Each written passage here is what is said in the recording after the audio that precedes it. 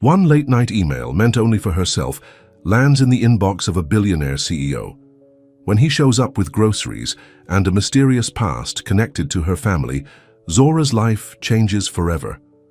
Before we get into the story, comment below where in the world you are watching from today. Zora Bennett stared at her laptop screen, her eyes heavy with exhaustion. The kitchen clock showed 11:43 p.m., but she still had papers to grade and a blog post to finish. At 40, she thought she'd have her life more put together by now, but here she was, a substitute teacher by day, food blogger by night, and perpetually behind on both. "Focus, Zora," she muttered to herself, taking another sip of lukewarm coffee. Just finished the grocery list for Lisa's birthday dinner. Her sister's birthday was this weekend, and Zora had promised to recreate their mother's famous pasta sauce.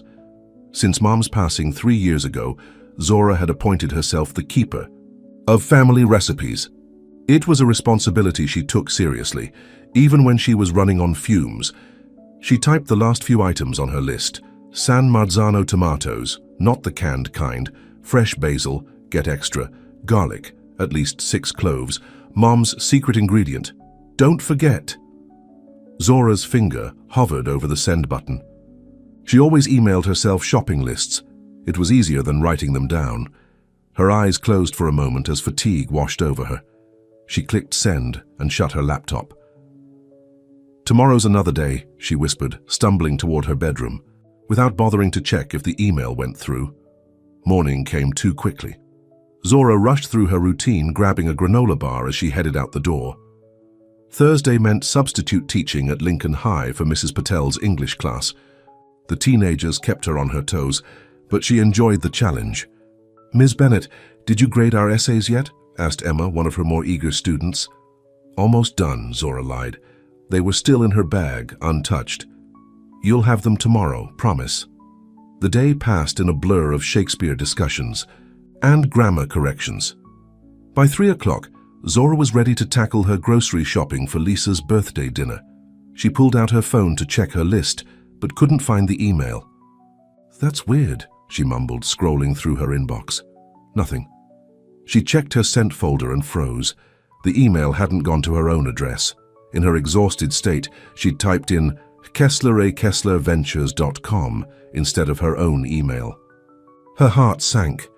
She had no idea who H. Kessler was, but she doubted they'd appreciate receiving her random grocery list.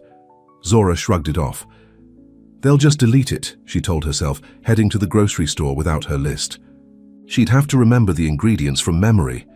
Back at her apartment, arms loaded with grocery bags, Zora fumbled with her keys at the door.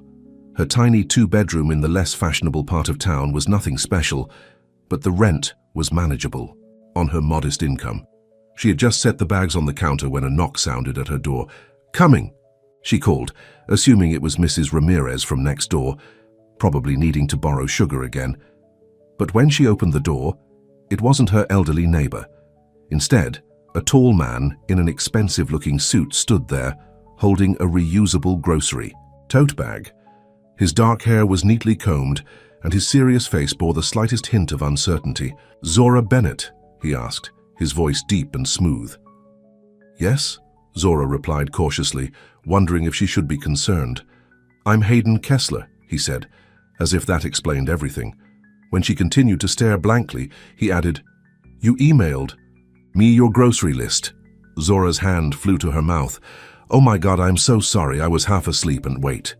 She paused, looking at the bag in his hand. "Is that Hayden Kessler?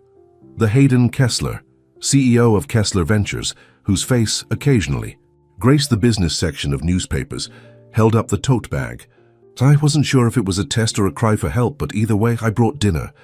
Zora blinked, certain she must be dreaming. "You brought my groceries?" "Every item on the list," he confirmed, "though I had to go to 3 different stores to find the San Marzano tomatoes that weren't canned." Zora laughed nervously, feeling heat rise to her face. "Mr. Kessler, this is bizarre. You could have just ignored the email." "Hayden, please," he corrected her, "and I was going to delete it, but then I saw the subject line, for Mama's pasta night."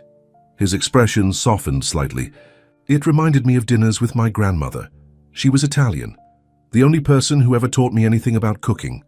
Zora stood in her doorway, utterly confused. This wasn't at all how she expected Hayden Kessler to be. In the few articles she'd read, he was described as elusive, serious, and intensely private. Yet here he was, standing at her door with groceries, talking about his grandmother. "So you thought—" "What? You'd just show up with groceries?" she asked. "I thought," he said, "you might let me watch how it's done." Zora should have said no.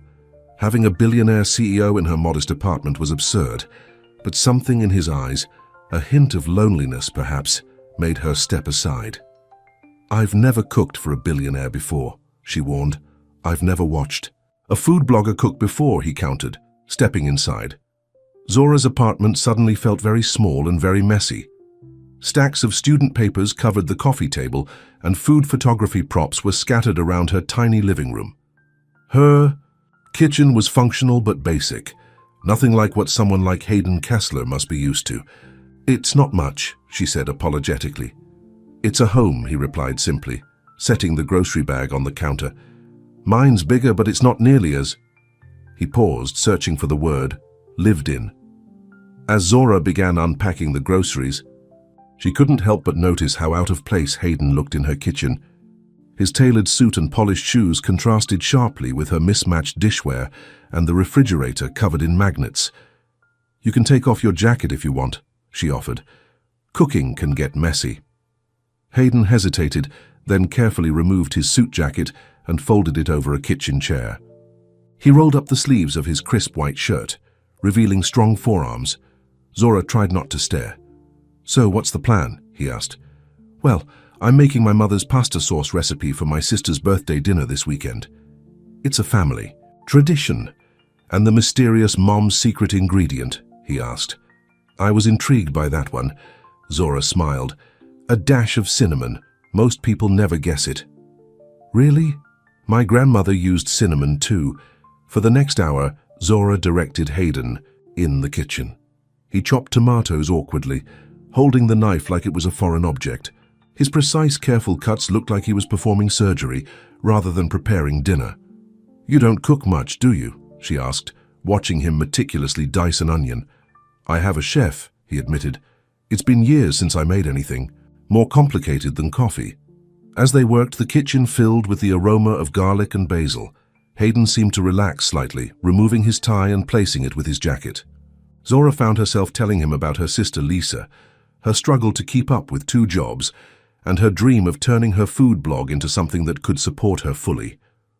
"Why don't you?" Hayden asked, stirring the sauce as instructed. "Go. Full-time with the blog, I mean," Zora laughed. "Because I like having a roof over my head. The blog makes enough to cover groceries and some bills, but not rent." "Your recipes seem detailed and passionate," he said. "Have you thought about a cookbook?" Zora nearly dropped the wooden spoon she was holding. "You read my blog?" Hayden looked slightly embarrassed. "After I got your email, I looked you up. Zora's kitchen comfort is quite good." "You read my blog," she repeated, stunned that Hayden Kessler had taken the time to look her up. "The story about your mother's Sunday dinners was moving," he admitted. "I lost my grandmother when I was in college. She was the only one who made our house feel like a home." Something in his tone made Zora pause. This man, with all his wealth and power, suddenly seemed vulnerable, human. "What about your parents?" she asked gently. "My father built the company. He didn't have time for cooking or family dinners. My mother was busy with charity boards and social events. Nonna was the one who made sure I ate something besides takeout." His eyes focused on the bubbling sauce. "This smells like her kitchen." They had at Zora's small dining table, the sauce served over spaghetti on her everyday dishes. Hayden took his first bite and closed his eyes. "This is extraordinary," he said. "The cinnamon brings everything together." "That's what Mum always said." Zora smiled. "Food has memory," she told me. "It can take you back to places and people you've lost." They talked through dinner, about Zora's students, Hayden's work with green technology companies, and their shared love of old movies. Hayden was surprisingly easy to talk to once he loosened up. He had a dry sense of humor that caught her off guard, making her laugh unexpectedly. "I should go," he said finally, glancing at his watch. "I have an early meeting tomorrow." At the door, he paused. "Thank you for dinner. It's been a long time since I've had a meal that wasn't business-related." "Thank you for the groceries," she replied, "and for not thinking I'm crazy for sending you my shopping list." "I'm glad you did," he said simply. Then, more hesitantly, "Maybe I could come back sometime? Watch you prepare another recipe?" Everything about this situation was surreal. The richest man in the city, standing in her doorway, asking if he could come back to watch her cook. "I'm making chicken piccata. Next week for my blog," she heard herself say. "Tuesday at 7. Hayden smiled, a real smile that transformed his serious face. "I'll bring the wine." After he left, Zora sat down heavily on her couch, wondering what had just happened. She picked up her phone and called her sister. "Lisa, you're not going to believe who just left my apartment." Lisa, of course, didn't believe her at first. "Hayden Kessler, the Hayden Kessler. Zora, have you been drinking?" "I'm dead serious," Zora insisted. "I accidentally sent him my grocery list, and he showed up with everything on it. That's either the most romantic thing I've ever heard or the beginning of a true crime documentary." Lisa laughed. Zora rolled her eyes. "It's neither. He was just curious, I think. Lonely, maybe." "Honey, billionaires don't show up at random women's apartments with groceries unless they're interested." "It's not like that," Zora protested, but even as she said it, she wasn't sure. There had been moments, during dinner when she caught Hayden looking at her, with an expression she couldn't quite read. "So when are you seeing him again?" Lisa asked. "Tuesday," Zora admitted. "He's coming back to watch me make chicken piccata," Lisa squealed. "You have a date with Hayden Kessler." "It's not a date," Zora insisted. "It's a cooking lesson." After hanging up, Zora cleaned the kitchen, replaying the evening in her mind. She couldn't remember the last time she'd enjoyed a conversation so much. Hayden was nothing like she expected, not arrogant or condescending, just quietly thoughtful. Before going to bed, she checked her email. There was a new message from H. Kessler at KesslerVentures.com. "Zora, thank you for dinner and conversation. Both were exactly what I needed. I'm looking forward to Tuesday." How simple, direct, but it made Zora smile. She replied, "Hayden, next time I'll teach you how to chop vegetables without looking like you're performing surgery. See you Tuesday." Zora, she hit send before she could overthink it, then got ready for bed. As she drifted off to sleep, Zora wondered what her mother would think about the strange turn her life had taken. One accidental email and suddenly everything felt different. Little did she know that across town, in his penthouse overlooking the city, Hayden Kessler was thinking the same thing, about accidental connections and how sometimes the most unexpected encounters could feel strangely like coming home. Tuesday couldn't come fast enough for Zora. She spent the weekend celebrating Lisa's birthday, carefully avoiding too many questions about Hayden Kessler. Her sister, however, was relentless. "So is this billionaire of yours coming to dinner tonight?" Lisa asked as they cleared the dishes after her birthday celebration. "He's not my billionaire," Zora insisted. "And no, this was family time." Lisa raised an eyebrow. "You're blushing." "I am not," Zora protested, though she could feel the heat in her cheeks. "It's just hot in here." Lisa nodded, unconvinced. "Just be careful, Zoe. Men like that, they don't usually date substitute teachers." "We're not dating," Zora said firmly. "He's just interested in cooking, if you say so." When Tuesday finally arrived, Zora found herself unusually nervous.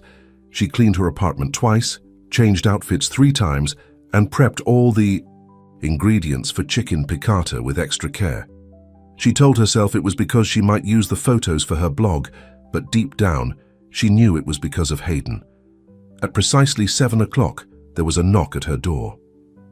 When she opened it, Hayden stood there in dark jeans and a light blue button-down shirt, more casual than the suit, but still obviously expensive. He held a bottle of white wine and a small gift bag. "Right on time," Zora said, smiling. "Always," he replied, stepping inside. He handed her the wine. "I was told this pairs well with chicken piccata." "It's perfect," she assured him, taking the bottle. "What's this?" she asked, eyeing the gift bag. "Just a small thank you for Thursday," he said, looking slightly embarrassed. Open it later. Zora set the bag aside, curious but not wanting to make him uncomfortable. Ready to learn how to chop vegetables properly? Hayden rolled up his sleeves. Teach me everything. The kitchen soon filled with the sounds of sizzling, butter and the smell of lemon and capers. Zora positioned herself behind Hayden, guiding his hands as he sliced the chicken. Like this, she said, her hands over his. Not so stiff. Let the knife do the work. She was acutely aware of his broad shoulders, the warmth of his back against her front. It felt strangely intimate, this simple act of teaching someone to cook. My grandmother tried to teach me this, Hayden admitted. I was always too impatient. What was she like? Zora asked, moving away to prepare the sauce. Hayden's expression softened. Passionate, stubborn. She came from Italy with nothing but a suitcase. And her recipes. My grandfather fell in love with her at first sight, or so the story goes. Sounds romantic. It was. They were still holding hands 50 years later. He paused, dredging the chicken in flour, as Zora had shown him. What about your mother? You mentioned she passed away. Zora nodded. 3 years ago. Cancer. She fought.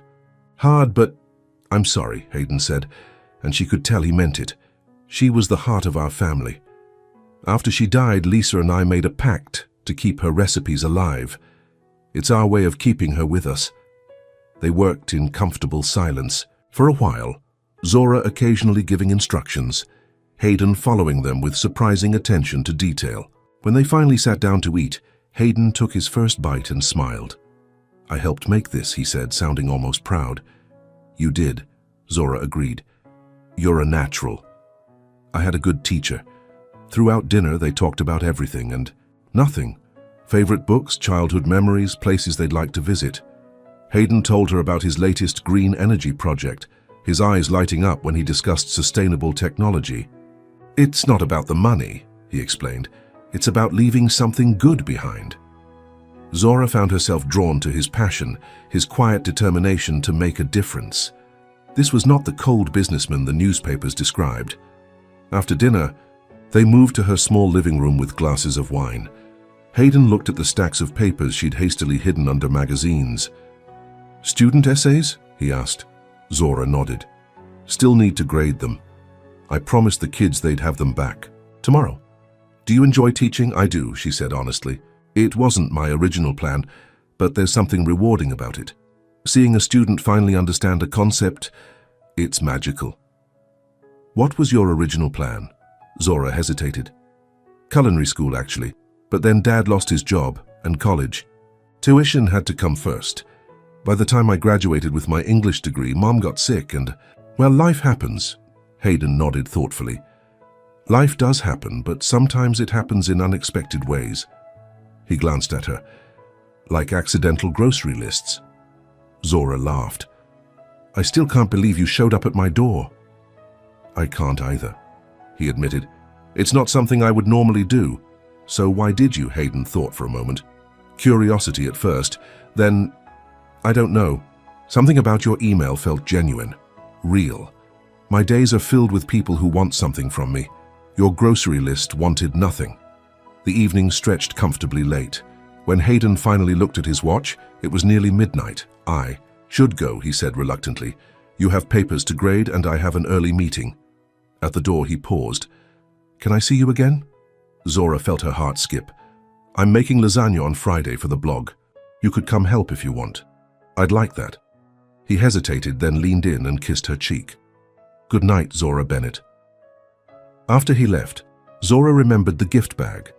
Inside was a small leather-bound notebook with her name embossed on the cover. A note read, For your recipes. She hugged the notebook to her chest, her thoughts swirling with confusion and excitement. This couldn't possibly go anywhere. They were from completely different worlds. And yet, over the next 3 weeks, Hayden became a regular visitor to Zora's kitchen. Every few days he would arrive with wine or ingredients, eager to learn another recipe. Their routine was always the same, cooking, eating, talking until late into the night. Sometimes his hand would brush hers as they chopped vegetables. Sometimes their eyes would meet over glasses of wine. but neither of them acknowledged the growing tension between them. Zora's blog began to flourish. She found herself inspired to create new recipes, each one secretly imagined with Hayden in mind. Her sister noticed the change. "Your posts have been amazing lately," Lisa commented during their weekly coffee date. "Something's inspiring you," Zora shrugged. "Just trying some new techniques." And does this new technique have dark hair? And his own company? Before Zora could answer, a woman at the next table gasped, staring at her phone. "Oh my God, it's Hayden Kessler," the woman said to her friend, turning the phone to show her. "He's dating some cooking teacher or something." Zora froze, her coffee cup halfway to her lips. Lisa snatched her phone and quickly searched online. Her eyes widened as she showed the screen to Zora. There, on the gossip site City Pulse, was a photo of Hayden leaving Zora's apartment building, smiling. The headline read, "Billionaire bachelor Hayden Kessler's secret girlfriend revealed."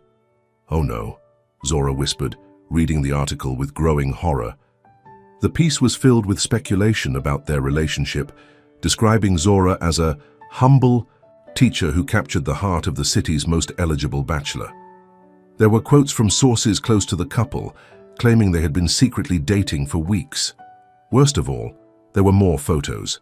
Hayden and Zora shopping for groceries, walking together in the park, laughing outside a bookstore, moments Zora had thought were private. "So this is crazy," Lisa said, scrolling through the article. "How did they get all these pictures?" "I don't know," Zora said, feeling sick. "We weren't hiding, but we're not even—" Her phone buzzed with a text from Hayden. "Have you seen it? I'm so sorry, can I come over?" Zora texted back, "My place in an hour." Back at her apartment, Zora paced nervously. This was exactly why getting involved with someone like Hayden was a bad idea. Their worlds were too different. His life was public property, fodder for gossip columns and paparazzi. Hers was quiet, ordinary, private. When Hayden arrived, he looked genuinely distressed. "Zora, I'm so sorry. I had no idea they were following us." "How could you not know?" she asked, more sharply than she intended. "Isn't this your normal life?" "No," he said firmly. "I've always been private. This is new." "Well, welcome to my new normal," Zora said, gesturing to her phone, which had been buzzing non-stop with notifications. "My students saw the article. My principal called. Even my ex-boyfriend texted me." Hayden ran a hand through his hair. "I'll fix this. I'll have my PR team put out a statement." "A statement?" Zora interrupted. "About what exactly? What are we doing here, Hayden?" The question hung between them, heavy with unspoken feelings. "I don't know," he admitted, "but it feels important." Zora shook her head. "I won't be your publicity project, for your feel-good headline." "Is that what you think this is?" Hayden asked, looking hurt. "I don't know what this is," Zora said honestly. "A billionaire CEO and a substitute teacher? It doesn't make sense." "It makes sense to me," Hayden said, softly. "When I'm with you, cooking in this kitchen, talking about normal things, I feel like myself for the first time in years. Not Hayden Kessler, CEO. Just Hayden." Zora wanted to believe him, but the article had shaken her. "Maybe we should take a step back, give things time to die down." Pain flashed across Hayden's face, but he nodded. "If that's what you want." "I think it's what we need," Zora said, though her heart protested. At the door, Hayden turned to her. "I don't want to fix you, Zora. I just want to know what you'll cook next and if I can help stir the pot."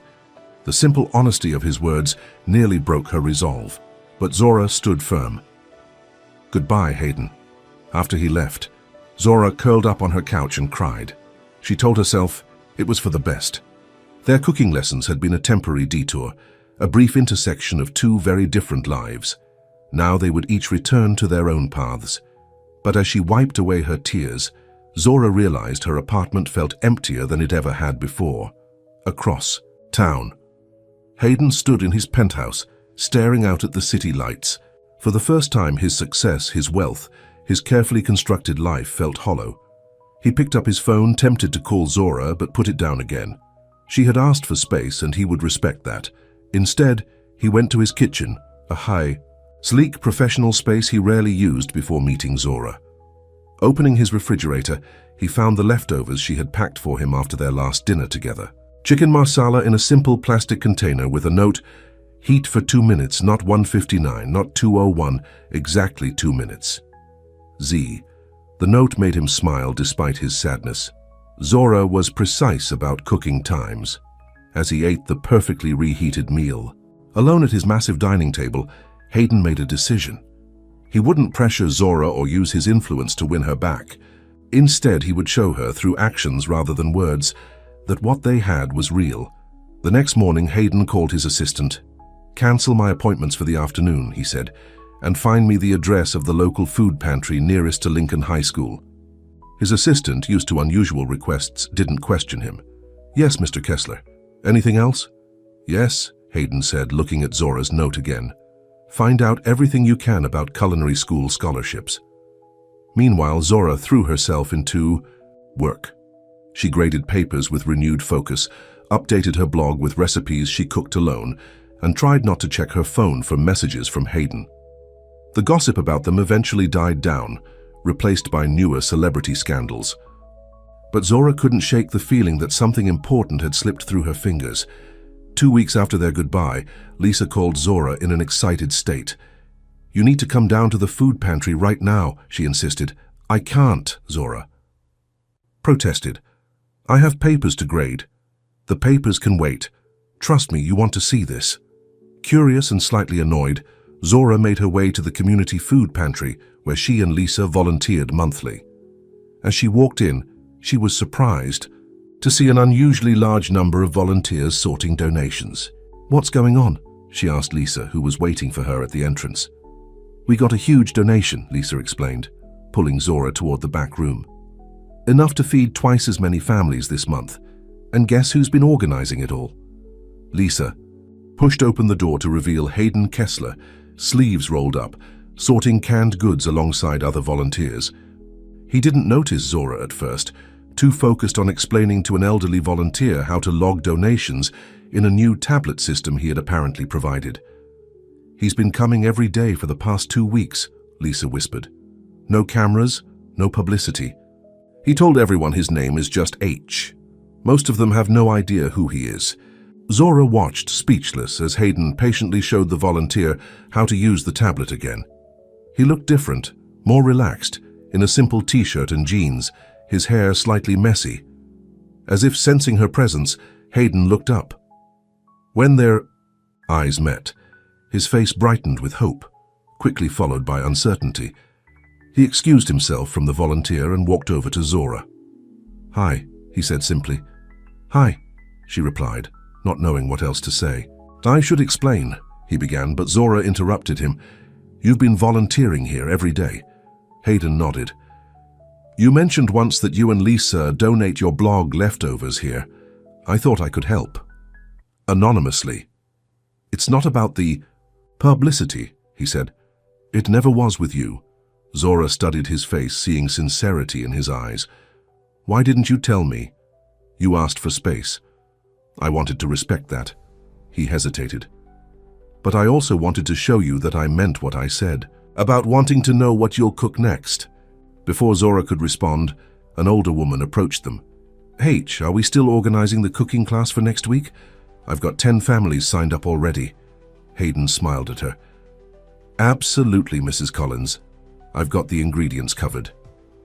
The woman patted his arm. "You're a good boy," she said before walking away. "Cooking class?" Zora asked when they were alone again. "Many of the families here don't know how to prepare nutritious meals on a budget," Hayden explained. "I thought, well, I learned so much from you. Maybe I could pass some of that along."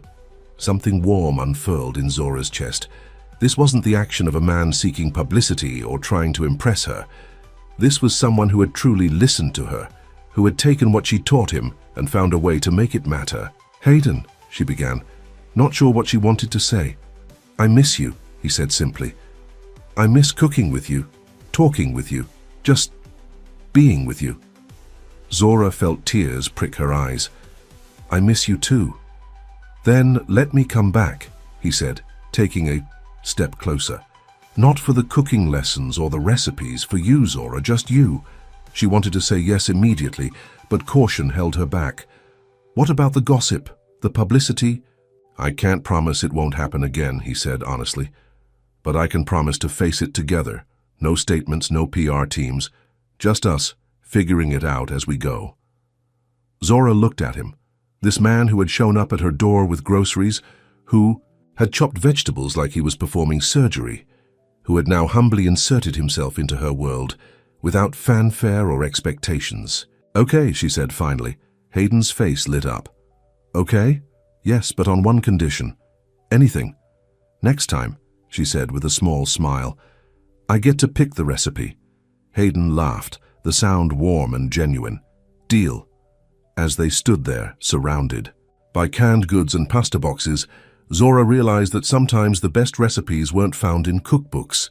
Sometimes they were created by accident, with unexpected ingredients and no clear instructions, like an accidental email that led to a grocery list that led to this moment, and she couldn't wait to see what they would cook up next. Hayden and Zora left the food pantry together, walking side by side through the early evening streets. For the first time in weeks, Zora felt light, as if a weight had been lifted from her shoulders. Are you hungry? Hayden asked. Starving, Zora admitted. I was too nervous to eat lunch after Lisa called. Nervous? Hayden raised an eyebrow. I didn't know what to expect, she explained. The last thing I imagined was finding you organizing canned goods with Mrs. Collins. Hayden laughed. She's quite a force of nature. Reminds me of my grandmother. She called you a good boy, Zora teased. I don't think the board of Kessler Ventures would agree. Probably not, he agreed, his eyes crinkling at the corners. But I'll take Mrs. Collins' opinion over theirs any day. They decided to go to a small neighborhood diner, the kind of place where no one would expect to find Hayden Kessler. The waitress didn't give him a second look as she showed them to a booth in the back. Over burgers and fries, they began to rebuild what had been interrupted. Hayden told Zora about his work at the food pantry, how he'd been helping them upgrade their inventory system and storage facilities. I'm organizing a fundraiser next month, he explained. Nothing flashy, just a community dinner. I was hoping you might help plan the menu. I'd love to, Zora said, touched by his thoughtfulness. As they ate, Zora noticed something different about Hayden. He seemed more relaxed, less guarded. The polished businessman was still there, but now she could see the person underneath more clearly. You've changed, she observed. Hayden considered this. I think I'm just remembering who I was before the company took over my life. Being at the food pantry, doing something directly helpful instead of just writing checks. It feels right. And the cooking classes were your idea, he nodded, looking slightly embarrassed. I'm not qualified to teach, obviously, but I thought we could bring in experts. Maybe even a certain food blogger I know. Zora smiled. I might know someone. Their conversation flowed easily, picking up where they had left off weeks ago. By the time they finished their meal, it was as if they had never been apart. Can I walk you home? Hayden asked as they left the diner. I'd like that, Zora replied. The evening air was cool, stars beginning to appear in the darkening sky. They walked slowly, neither wanting the night to end. When they reached Zora's building, she hesitated, then made a decision. Would you like to come up for coffee? Hayden's smile was answer enough. Inside her apartment, Zora was suddenly aware of how much had changed since Hayden first arrived with her grocery list. Her living room now featured several framed photographs of dishes from her blog. The cookbook collection on her shelf had expanded. The leather-bound recipe notebook Hayden had given her sat prominently on the coffee table, already half filled with carefully written recipes. Your place looks different, Hayden noted, glancing around. I've been busy, Zora said, moving to the kitchen to make coffee. The blog is doing really well lately. I've even had a few companies reach out about sponsored posts. That's fantastic, Hayden said sincerely. As Zora prepared the coffee, she felt Hayden behind her, close but not touching. The air between them seemed charged with unspoken words. Zora, he said softly. She turned to face him, their bodies only inches apart in the small kitchen. Yes? I've missed this, he said, gesturing to the space around them. Your kitchen, your recipes, you? Zora's heart hammered in her chest. I've missed you too, Hayden reached up, gently tucking a strand of hair behind her ear. The simple gesture sent shivers down her spine. "Can I kiss you?" he asked, his voice barely above a whisper. Instead of answering, Zora closed the distance between them, pressing her lips to his. The kiss was gentle at first, then deepened as Hayden pulled her closer. When they finally broke apart, they were both breathless. "I've wanted to do that since the first night I came here with your grocery list," Hayden admitted. "Why didn't you?" Zora asked, still in the circle of his arms. "I didn't want to scare you away, and I wasn't sure if you felt the same way." Zora smiled up at him. "For a brilliant businessman, you can be pretty clueless." Hayden laughed, the sound rumbling through his chest against hers. "I'm better with spreadsheets than with women, apparently." They moved to the couch, coffee forgotten. For hours they talked and kissed and talked some more, making up for lost time. Hayden told her about his lonely childhood, his workaholic father, the pressure to always achieve more. Zora shared stories of her mother's illness, her struggle to balance teaching and her passion for cooking, her fear of never being good enough. It was past midnight when Hayden reluctantly said he should go. "Stay," Zora said impulsively. "Not. I mean just to sleep. I don't want you to leave yet." Hayden's expression was tender. "Are you sure?" "Completely." That night, Zora fell asleep in Hayden's arms, feeling safer and more content than she had in years. Her last conscious thought was how strange life could be, how an accidental email had somehow led to this moment. The next morning, Zora woke to the smell of coffee. She found Hayden in her kitchen attempting to make breakfast.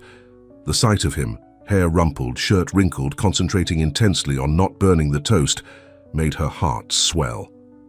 "Good morning," she said, wrapping her arms around him from behind.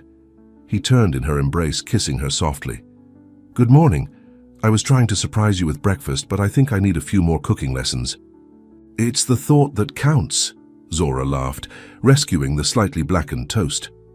They ate at her tiny kitchen table, sharing sections of the newspaper, their feet tangled together underneath. It felt so natural, so right, that Zora had to remind herself they had only known each other for a little over a month. "I have a meeting I can't miss this morning," Hayden said reluctantly. "But dinner tonight?" "I'd love that," Zora replied. "My place or yours?" Hayden hesitated. "I've been thinking. You've never seen my home. Would you like to come over? I could attempt to cook for you, emphasis on attempt." Zora smiled at his nervousness. "I'd like that." After Hayden left, promising to send a car for her at 7, Zora called Lisa.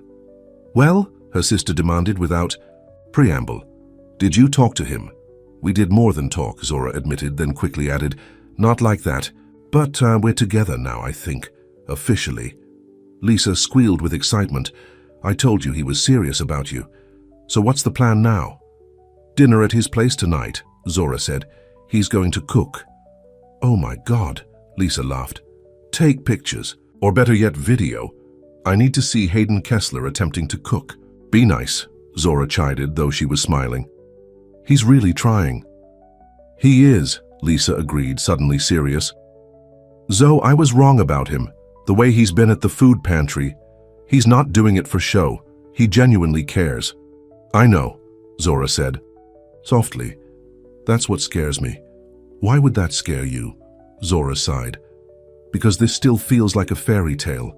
The billionaire and the teacher, it doesn't happen in real life." "Maybe not usually," Lisa acknowledged. "But it's happening to you. Don't sabotage it because you're scared."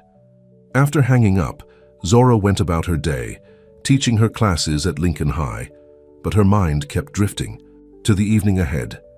She'd never seen Hayden's home. Would it be cold and impersonal like the offices she'd glimpsed in magazine photos of Kessler Ventures? Or would it reflect the warm, thoughtful man she was coming to know? At 7 precisely, a sleek black car pulled up outside her apartment building. The driver, a friendly older man named Frank, opened the door for her. Mr. Kessler said to take "You the scenic route, miss," he explained with a wink.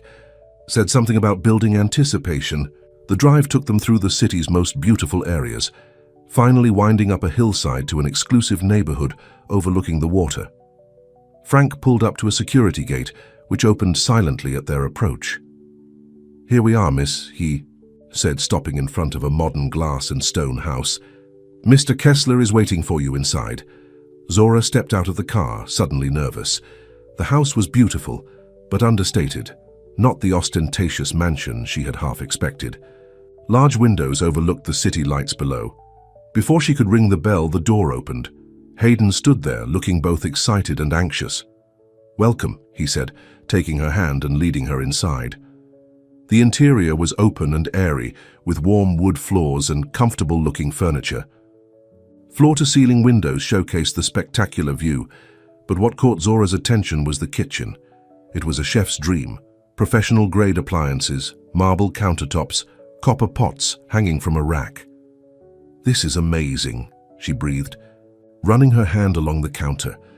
"I never used it before I met you," Hayden admitted. "The chef comes in twice a week to prepare meals that I usually eat at my desk." "That's so sad," Zora said without thinking. Hayden laughed. "I know, but I'm learning."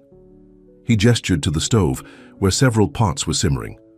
"I'm making pasta, primavera, or trying to. Can I help?" Zora offered. "No way," Hayden said firmly. "Tonight you sit and I cook. Those are the rules." He poured her a glass of wine and insisted she sit at the counter while he finished preparing the meal. Zora watched, amused and touched, as he carefully followed what was clearly a printed recipe, his forehead furrowed in concentration. The pasta was slightly overcooked and the vegetables a bit too soft, but to Zora, it was the best meal she'd ever had. "This is delicious," she told him sincerely. "You're a terrible liar," Hayden laughed, "but thank you for pretending." After dinner, he gave her a tour of the house. It was beautiful but sparsely decorated, with few personal touches except for a wall of photos in his study. Zora looked closely at them. Hayden with his grandmother, Hayden receiving awards, Hayden breaking ground on various company projects. "No family photos?" she asked gently. "My parents and we're not close," he admitted. "They live in Europe. Now I see them at Christmas usually." "That sounds lonely." Hayden shrugged. "It was what I knew. Until recently, I didn't realize what I was missing." Their eyes met, and Zora saw vulnerability there. This powerful, wealthy man was opening himself to her in ways that had nothing to do with money or success. Later, as they sat on his terrace overlooking the city, Hayden took her hand. "I have something to ask you," he said, suddenly serious. Zora's heart raced. "Okay, I've been thinking about your blog and how talented you are, and I remembered something you said about culinary school being your original dream." "Yes?" Zora wasn't sure where this was going. "There's a culinary institute in the city that offers an executive program, weekends and evenings. It's designed for working professionals who want to get formal training." Zora stared at him. "Hayden, those programs cost a fortune." "I know," he said carefully.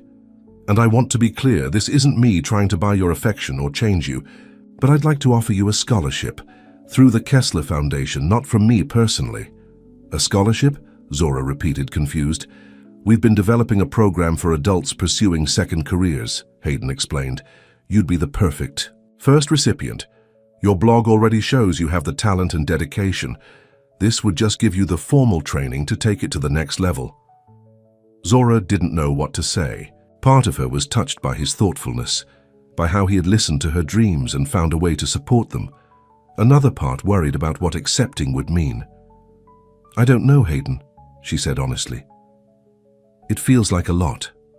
"You don't have to decide now," he assured her. "The program doesn't start for 2 months. Just think about it."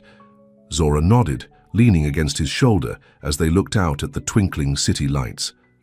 "Thank you for thinking of me." "I think of little else these days," he admitted, kissing the top of her head. The next few weeks passed in a happy blur. Hayden and Zora fell into a comfortable routine. Dinner together most nights, either at her apartment or his house, cooking lessons that often ended with laughter and kisses, quiet evenings talking about everything and nothing.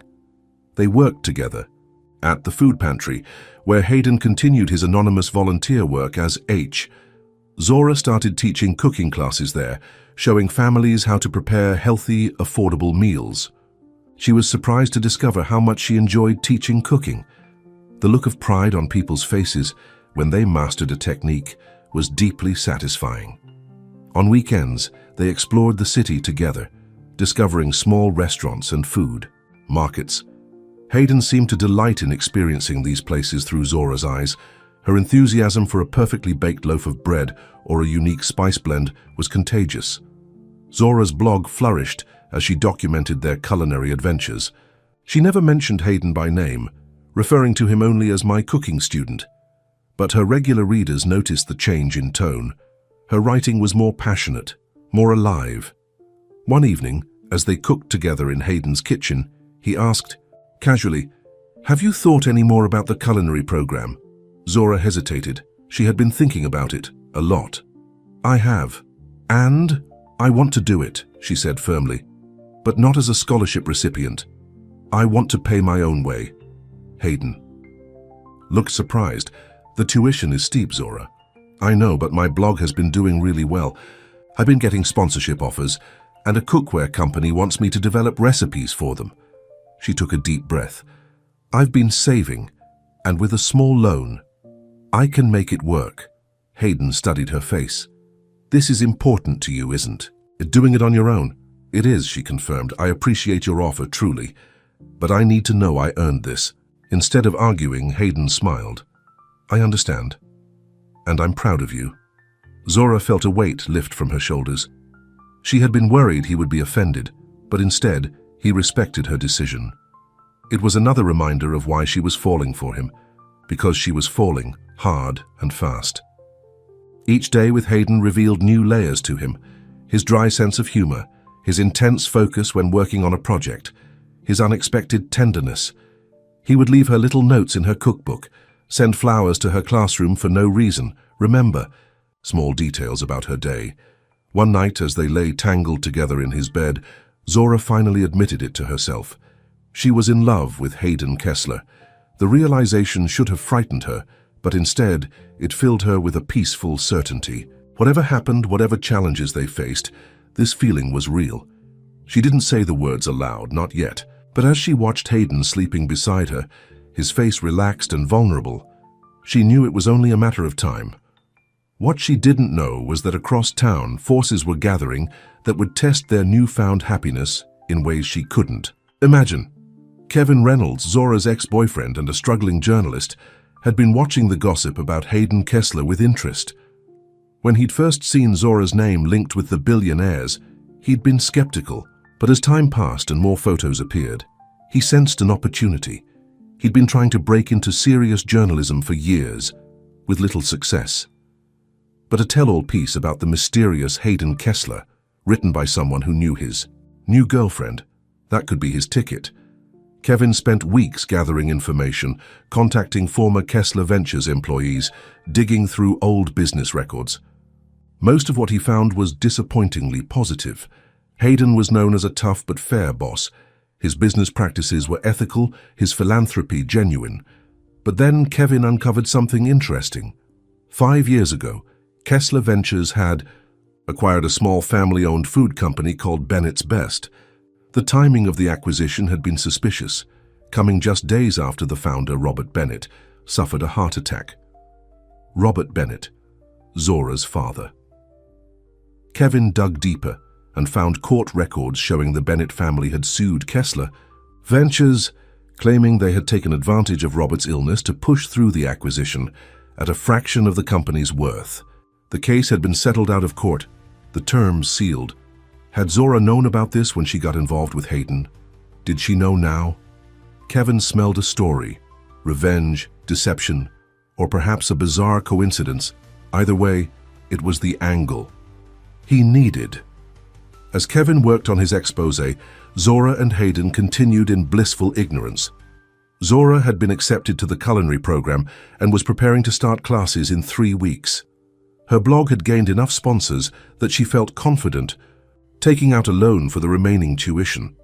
Hayden had restructured his work schedule to make more time for her and the food pantry. He seemed happier than anyone at his company could remember seeing him. The night before the food pantry's community dinner fundraiser, Hayden took Zora to dinner at an exclusive restaurant overlooking the harbor. They had just finished dessert. when he reached across the table and took her hand. "I have something to ask you," he said, his expression unusually serious. Zora's heart skipped. "Okay." "These past months have been the happiest of my life," Hayden said, his eyes never leaving hers. "Before I met you, I was just going through the motions. Now every day feels full of possibility." "I feel the same way," Zora said softly. "So, I was wondering," Hayden took a deep breath, "would you consider moving in with me? Not right away if you're not ready, but soon?" Before Zora could answer, her phone buzzed insistently in her purse. She ignored it, focusing on Hayden. "Yes," she said, surprising herself with how certain she felt. "I'd love to." Hayden's face lit up with joy. "Really? Really," she confirmed. "But I warn you, my cookbook collection takes up a lot of space." "I'll build more shelves," he promised, leaning across the table to kiss her. Zora's phone buzzed again, then again. Finally, with an apologetic smile, she checked it. 3 missed calls from Lisa and a text that made her blood run cold. "Call me now. Something terrible is about to happen." Zora excused herself and stepped outside to call her sister. Lisa answered immediately, her voice frantic. "Zoe, listen to me. Kevin is about to publish an article about Hayden and your father's company. It's bad, really bad." Zora felt dizzy. "What are you talking about? What company?" "Dad's company, Bennett's Best. The one he lost after his heart attack. Hayden's company. Bought it." "That's not possible," Zora said automatically. "Hayden would have told me. Kevin says he has proof. He's going public tomorrow morning unless Hayden agrees to an exclusive interview tonight." Lisa paused. "Zoe, Kevin called me for a comment. He's trying to make it sound like you're dating Hayden for revenge." The world seemed to tilt beneath Zora's feet. Her father's heart attack had triggered the depression that cost him his job, sent their family into financial trouble, and eventually contributed to her mother's stress and illness. It had been the beginning of their downfall, and Hayden had been involved. It wasn't possible he would have mentioned it unless he had known all along who she was. Unless the grocery list email hadn't been an accident from his perspective. Zora ended the call and walked back to the table in a daze. Hayden immediately sensed something was wrong. "What happened?" he asked, concerned. Zora looked at him. This man she thought she knew. This man she had fallen in love with. "Did your company acquire Bennett's Best 5 years ago?" The color drained from Hayden's face. "Zora, yes or no?" she interrupted, her voice shaking. "Yes," he admitted. "But I can explain. Did you know who I was when you got my email? Was this all some elaborate plan to—" "What? Ease your conscience, make amends?" "No." Hayden looked genuinely shocked. "I had no idea who you were until weeks after we met. When I realized the connection, I wanted to tell you, but I was afraid of losing you." "So you just kept it secret?" Zora stood up, grabbing her purse. "My father lost everything after that deal. My mother worried herself sick over our finances. And you knew this whole time?" "Please let me explain," Hayden begged, reaching for her hand. But Zora pulled away. "I need to go. I need to think." "Zora, wait." But she was already walking away, tears blurring her vision, her heart breaking with every step. Because despite her anger and confusion, one thought kept circling in her mind. She loved him. And now she didn't know if anything they had shared was real. As she stepped into the cool night air, Zora felt her world collapsing around her. Everything she thought she knew about Hayden, about their relationship, was suddenly thrown into question. And the worst part was, despite everything, her heart still ached for him. Zora walked for hours that night, tears streaming down her face. The city lights blurred around her as she replayed every moment with Hayden in her mind, questioning everything. Had it all been a lie? A calculated effort to ease his guilt? Her phone buzzed constantly, calls and texts from Hayden that she couldn't bring herself to answer. Finally, she called Lisa. "Can I stay with you tonight?" Zora asked, her voice thick with tears. "Of course," Lisa said. "I'll put on the kettle." At Lisa's apartment, Zora curled up on the couch with a mug of tea, telling her sister everything that had happened. "I just don't understand," Zora said, wiping her eyes. "If he knew who I was all along—" "Are you sure he did?" Lisa interrupted gently. Did you let him explain? What's there to explain? His company took advantage of Dad when he was sick. Our family never recovered from that loss. Zora's voice hardened. And he kept it from me all this time. Lisa hesitated. Zoe, I need to tell you something. Kevin came to see me last week, asking questions about Dad's company. I told him to leave it alone, but he was determined to write this story. Well, he was right, Zora said bitterly. No, that's the thing, Lisa said. I talked to Dad after Kevin left. He told me something we didn't know. The heart attack wasn't the reason he sold the company. Zora stared at her sister. What do you mean? The company was already failing. Dad had made some bad investments, taken on too much debt. He was weeks away from bankruptcy when Kessler Ventures made their offer. Lisa took Zora's hand. Dad said the acquisition actually saved them from complete financial ruin. They were able to pay off their debts and still have something left over. That can't be right, Zora protested. Dad was devastated after the sale. He blamed it for everything that happened afterward. Because he was ashamed, Lisa explained. It was easier to blame Kessler Ventures than admit he had mismanaged the company our grandfather built. He told me he's regretted that lie for years. Zora's mind raced. If Lisa was right, then the story Zora had believed for years, that her father's company had been snatched away during his illness, wasn't true. But that didn't explain why Hayden had kept the connection secret. Why didn't he tell me? She whispered, more to herself than to Lisa. I don't know, Lisa admitted. But shouldn't you at least hear him out? Zora spent a restless night on Lisa's couch, her thoughts in turmoil. By morning, her hurt and confusion had hardened into resolve. She needed answers, and there was only one way to get them. She called Kevin. Zora, I was hoping to hear from you, he said, sounding far too pleased with himself.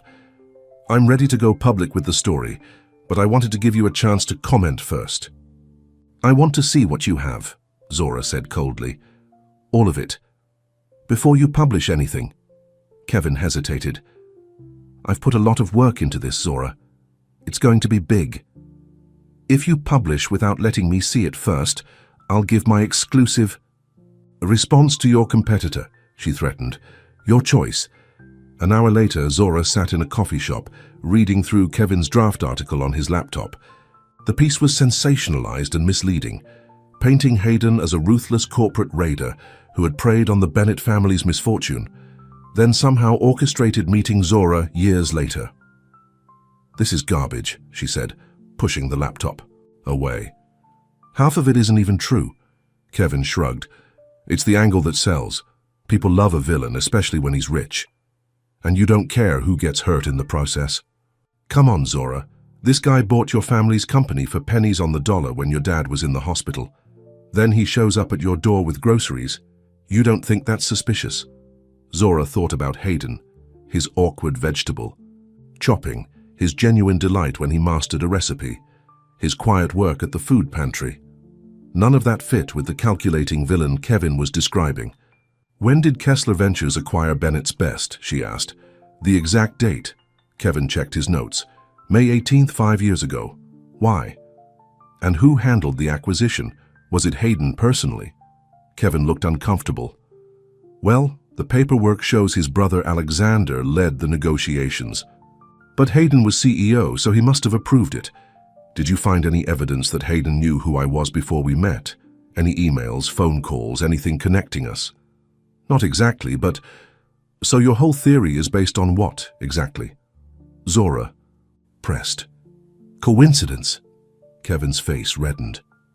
Look, Zora, I know you're involved with him now, but I'm not asking as his girlfriend, she interrupted. I'm asking as a journalist. Where's your proof? Kevin couldn't meet her eyes. I'm still developing that angle. In other words, you don't have any. Zora stood up. I'm not going to let you publish lies about Hayden or my family. You can't stop me, Kevin said, though he looked less confident. No, but I can sue you for defamation, and so can Kessler Ventures. How do you think that would go for your career? Leaving a stunned Kevin behind, Zora headed straight to Hayden's office. She needed to hear the truth from him face to face. The receptionist at Kessler Ventures recognized her immediately. "Miss Bennett, Mr. Kessler has been trying to reach you. Is he here?" He's in a board meeting, but I'm sure he'd want to be interrupted." "No," Zora said, suddenly uncertain. "I'll wait." While waiting, Zora noticed a wall display showing the company's history. She walked over, scanning for anything about Bennett's Best. There it was, a small mention of the acquisition 5 years ago. But what caught her eye was the date. May 18th. Something tugged at her memory. May 18th. Why was that? Date significant? And then it hit her. May 18th was the day her mother had been diagnosed with cancer. The family had been at the hospital with her when the final papers for the company sale were signed. Dad had barely been involved by that point, leaving the details to the lawyers. Had Hayden even known about her father's health issues or about her mother's diagnosis that same day? Before she could pursue that thought, the boardroom doors opened. Executives in suits filed out, followed by Hayden. When he saw Zora, he stopped mid-sentence, his face a mixture of surprise and hope. "Zora," he said, dismissing the person he'd been talking to with a nod. "You're here." "We need to talk," she said simply.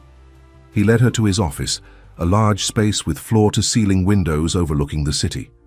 Unlike the rest of the building, which was sleek and impersonal, his office contained touches that reminded Zora of him. A photo of his grandmother, a small potted herb plant, a cookbook she'd given him propped open on a side table. "I've been trying to reach you," Hayden said, closing the door. "Zora, I need to explain. When did you realize who I was?" she asked directly. Hayden sighed, running a hand through his hair. "About 3 weeks after we met, I was reviewing some old acquisition files for a board presentation. Bennett's Best came up and I saw the family name. It took me a few days to confirm it was the same Bennett. And you didn't think that was something I should know?" "Of course I did," Hayden said, his voice strained. "I tried to tell you a dozen times, but every time I couldn't find the right words. At first I barely knew you. Then as we got closer, I was afraid of losing you." "So instead you just kept it secret?" Zora asked, the hurt evident in her voice. "It was wrong," Hayden admitted. "I know that. But Zora, you have to believe me. I had no idea who you were when you sent that grocery list. Our meeting really was an accident." Zora wanted to believe him. Every instinct told her he was telling the truth, but doubt still lingered. "Your company took advantage of my father when he was ill," she said. Hayden shook his head. "That's not what happened. Your father's company was already in trouble when it came to our attention. My brother Alexander handled the acquisition. I approved it, yes, but I wasn't directly involved in the negotiations." "Convenient," Zora said, though with less conviction. "It's the truth," Hayden insisted. "Look, I have the files, all of them." He went to his computer and pulled up documents, turning the screen so she could see. Bennett's Best was millions in debt. The purchase price more than covered those debts. Zora scanned the documents, seeing figures that matched what Lisa had said about their father's financial troubles. There was nothing predatory about the deal that she could see. In fact, it seemed fair given the company's situation. "Why did you keep pursuing me after you knew who I was?" she asked, her voice softer now. Hayden's expression was pained. "Because I was falling in love with you. Not because of your last name or some misplaced guilt. Because of you, Zora. The way you talk about food, how you care about your students, your kindness at the food pantry. Everything about you," the simple honesty in his voice made Zora's heart ache. "I should have told you," Hayden continued. "It was wrong to keep it from you, and I'm sorry. But please believe that nothing else between us was a lie. Not one moment." Zora looked at him, really looked at him. The man who had shown up at her door with groceries, who had worked anonymously at a food pantry, who had supported her dreams without trying to take them over, who had brought joy and laughter back into her life. "Lisa told me something last night," she said slowly. "That Dad was ashamed of losing the company, that he blamed your firm instead of accepting responsibility."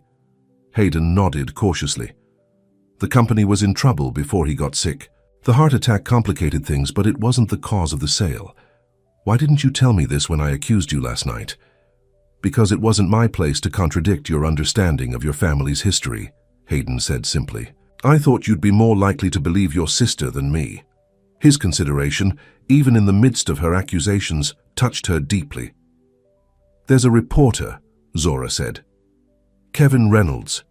He's writing an article about all this, trying to make... It seemed like you targeted me deliberately." "I know," Hayden said. "My PR team alerted me this morning. They want me to issue a statement, but I told them I needed to talk to you first." "What will you say?" "The truth. That I had no idea who you were when we met. That I should have told you about the connection sooner. That I'm in love with you and hope you can forgive me." The words "in love with you" made Zora's heart skip. It was the first time he'd said it. "You love me?" she asked softly. Hayden stepped closer, taking her hands in his. "More than I thought possible. These past months with you have been the happiest of my life, Zora. When you walked away last night, it felt like all the light went with you." Tears filled Zora's eyes. "I was so hurt, thinking everything between us might have been based on a lie." "None of it was a lie," Hayden promised, "especially not how I feel about you." Zora took a deep breath. There was still so much to process, to discuss. But one thing was clear. She loved this man. And she believed him. "I love you too," she said. "That's why it hurts so much." Hayden pulled her into his arms, holding her close. "I'm so sorry, Zora. I promise. No more secrets between us." They stood there for a long moment, the hurt beginning to heal. Then Zora pulled back, remembering something. Kevin's still planning to publish his article. It's full of lies and speculation, but it could hurt us both. Hayden considered this. What if we beat him to it? Tell our story, on our terms? How? Your blog, Hayden suggested. You could write about us, the real story, about the accidental email, the grocery list, everything that happened after. You don't have to mention the company connection if you don't want to. The idea appealed to Zora. Taking control of their narrative rather than letting someone like Kevin twist it. "I could do that," she said. "But are you sure? You've always been so private." "Some things are worth going public for," Hayden said, smiling down at her. "You're one of them." That night, Zora sat at her laptop, fingers flying. Over the keys, she wrote about an accidental email and an unexpected visitor, about cooking lessons and quiet conversations, about misunderstandings and reconciliations, about finding love in the most unlikely place. She titled it simply, "The Grocery List." Within hours of posting it, the blog went viral. People were captivated by the romance of it all, the billionaire and the teacher, brought together by a simple mistake. Kevin's attempted expose was completely overshadowed, reduced to a footnote in a much bigger, happier story.